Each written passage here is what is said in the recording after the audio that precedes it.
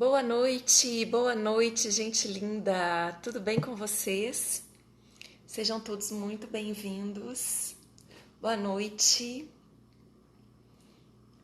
Eu espero que esteja tudo muito bem com vocês. Hoje é dia de história, hoje é dia de Carol Conta História. E eu. Ei, Fabi, bem-vinda! Olha só, presença ilustre.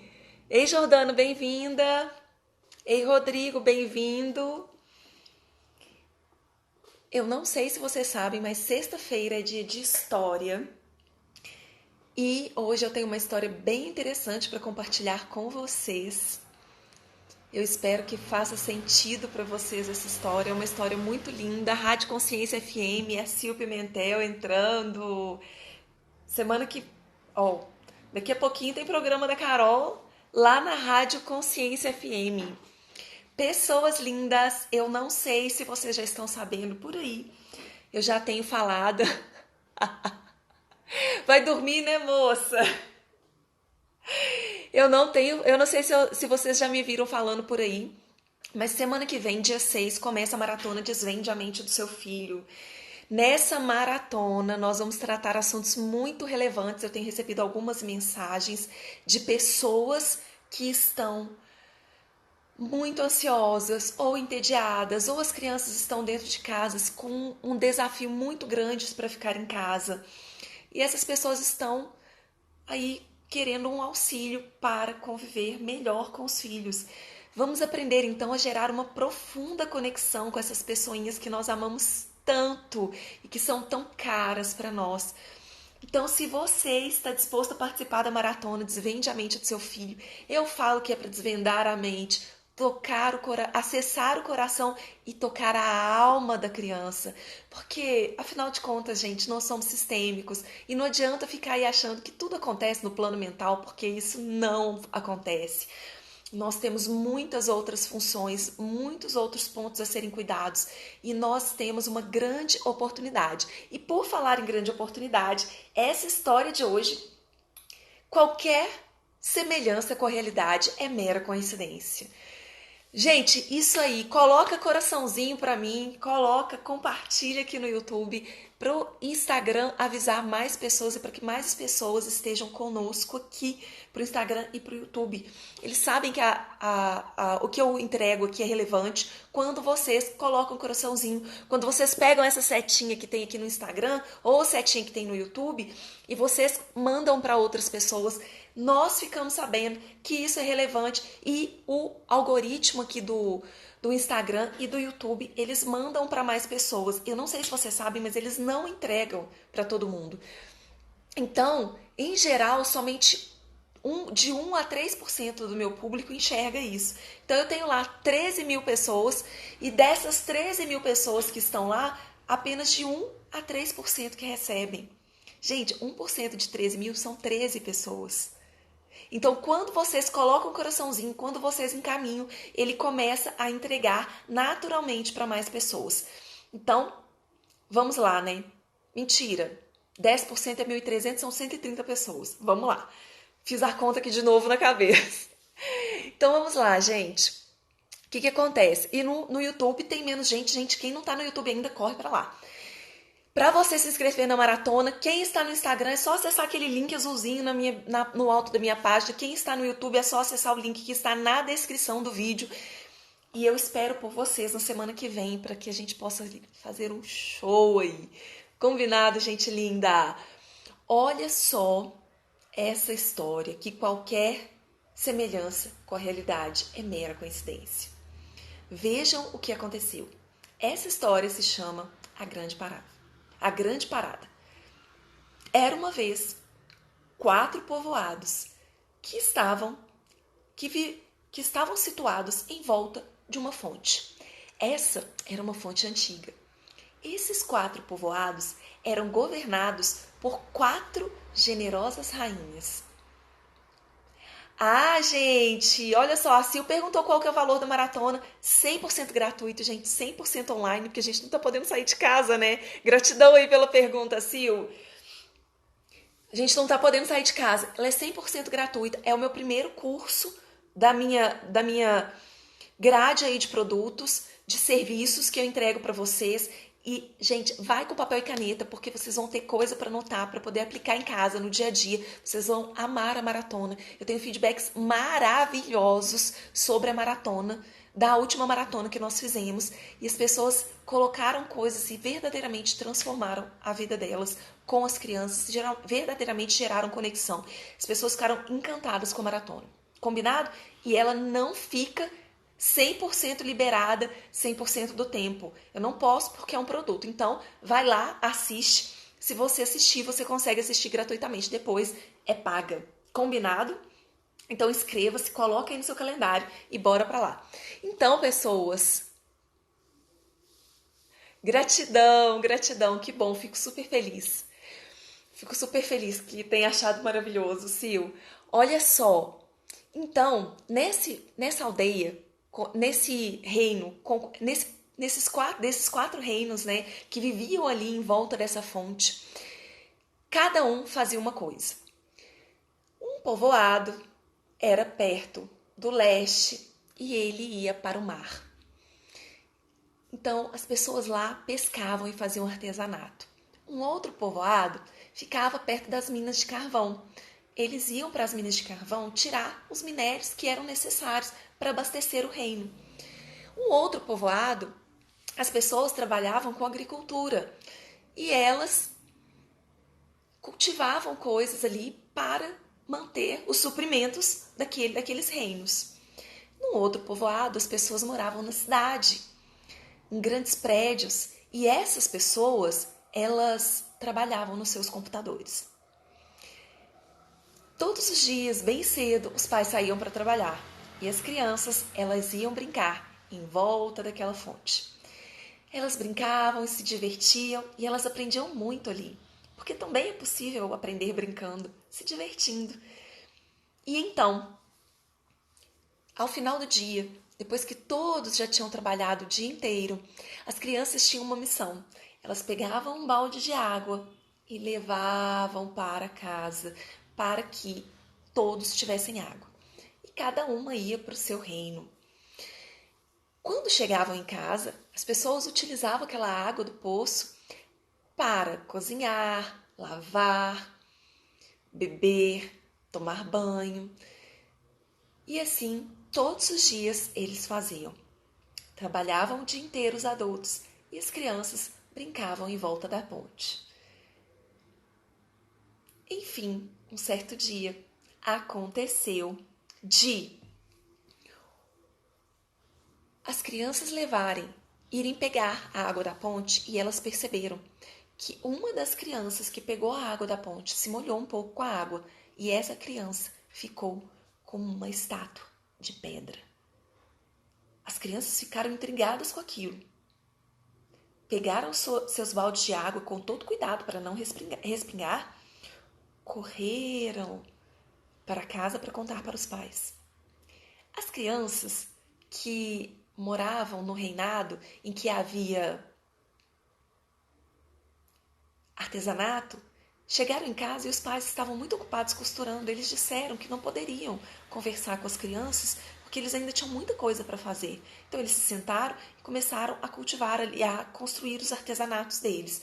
E a criança dessa casa, ela fez um mingau com a água do poço. Quando os pais tomaram o mingau, eles ficaram petrificados. Uma das crianças que estava voltando para casa e que levava água para os pais que trabalhavam na mina de carvão, percebeu, chegou e tentou contar a eles o que havia acontecido. Porém, eles não deram atenção. E como eles estavam todos sujos de foligem por trabalhar nas minas de carvão, eles correram, pegaram a água e jogaram no rosto. E eles também ficaram petrificados. Bom, as crianças que levaram a criança que levou a água para a casa dos agricultores, chegou correndo para contar, mas os pais disseram: leve essa água e jogue no milharal, porque lá o milho está sem água e é perigoso nós ficarmos sem comida. Se eles ficarem sem água, se os milhos ficarem sem ser regados. Então, assim a criança fez. Ela correu e regou. Porém, quando a criança regou, o milharal, que foi molhado com a água do poço, ele ficou em forma de pedra. A criança que havia ido para casa, que os pais trabalhavam na cidade com seus computadores e smartphones, ela correu para casa e também tentou contar para os pais. Porém, aconteceu de ela chegar e eles nem perceberem que ela havia chegado. E tinha um fio no meio do caminho. A criança caiu e a água respingou por todos os lados, mas ela atingiu apenas os eletrônicos dessa água. E os computadores e smartphones ficaram petrificados. O burburinho começou a correr pela cidade e as pessoas foram procurar as suas rainhas. Perguntaram a elas o que devemos fazer. As rainhas disseram: ainda não sabemos, porém, recolham-se para suas casas e fiquem lá com suas famílias e não peguem mais a água do poço. Então, todos foram para casa e não pegaram mais a água do poço. As rainhas, enquanto isso, se reuniram em volta daquele poço e começaram a tirar a água de lá, lentamente, para que elas não se molhassem, não é mesmo? Afinal, cada pessoa que se molhava com aquela água do poço estava sendo petrificada. Elas tiraram e tiraram e tiraram água e elas passaram vários dias pensando no que fazer e tirando a água do poço. Isso demorou muito tempo, porque a análise era muito detalhada e havia muitas coisas para serem avaliadas ali. Quando finalmente elas conseguiram esvaziar o poço, elas perceberam que lá no fundo do poço havia uma pedra e essa pedra estava coberta por musgo. Quando elas perceberam isso, elas se olharam e disseram: a velha do musgo! Todas juntas. Então, elas pensaram: vamos chamá-la até aqui para que ela explique isso para a gente, o que está acontecendo. Não precisou que elas chamassem. A velha do musgo, logo depois que elas conversaram, já apareceu para elas e falou: eu não fiz isso por mal. Elas disseram: nós sabemos, mas isso está prejudicando as pessoas. Algumas delas, das pessoas que viraram pedras, não suportaram o peso do corpo, se quebraram e partiram para sempre. Ela disse: eu sei, mas é que infelizmente, como as coisas estavam acontecendo, não estava funcionando. Aquilo que as pessoas acreditavam que era normal, trabalhar tanto e deixar a família, não perceber os filhos, não conversar com os filhos, isso não estava bom. E então, eu decidi colocar essa pedra para que essas pessoas pudessem ficar em casa e vejam como foi bom. Durante esse período de isolamento, as pessoas começaram a se olhar mais nos olhos, começaram a se alimentar melhor, começaram a olhar com mais carinho para as crianças e com mais carinho umas para as outras, mas aquelas pessoas que estavam dentro da casa. E assim, essas pessoas compreenderam quais eram os verdadeiros valores da vida. Perceberam que não necessariamente aquilo que se fazia fora de casa era mais importante do que aquilo que elas faziam dentro de casa. Isso foi importante, não foi, rainhas? E as rainhas pensaram, refletiram e disseram: realmente foi importante. Desculpem pela forma como eu coloquei, a velha do músico falou, mas eu precisava mesmo que algo os impedisse de sair por aí e ficar trabalhando tanto e olhando tanto para coisas que, na verdade, não eram as coisas mais importantes da vida. As rainhas compreenderam e perguntaram se, a partir de agora, poderiam tirar aquela pedra de musgo do fundo do poço para que as pessoas não mais ficassem como pedras. Ela disse: eu acredito que esse tempo tenha sido suficiente para que as pessoas aprendessem a lição. Eu acredito que sim, nós podemos resolver isso. E então, a velha do musgo tirou a pedra do musgo do poço. E as pessoas puderam voltar a consumir aquela água. E não só voltar a consumir, aquelas pessoas puderam voltar a uma vida que não era uma vida normal, porque aquele normal realmente não estava funcionando, não é mesmo? Elas puderam voltar a uma vida, porém completamente modificadas, porém completamente transformadas. Gente linda, qualquer semelhança com a nossa realidade e essa história é mera coincidência. Essa história eu ouvi, as professoras da escola da minha filha enviaram para nós. E eu achei essa história muito bacana.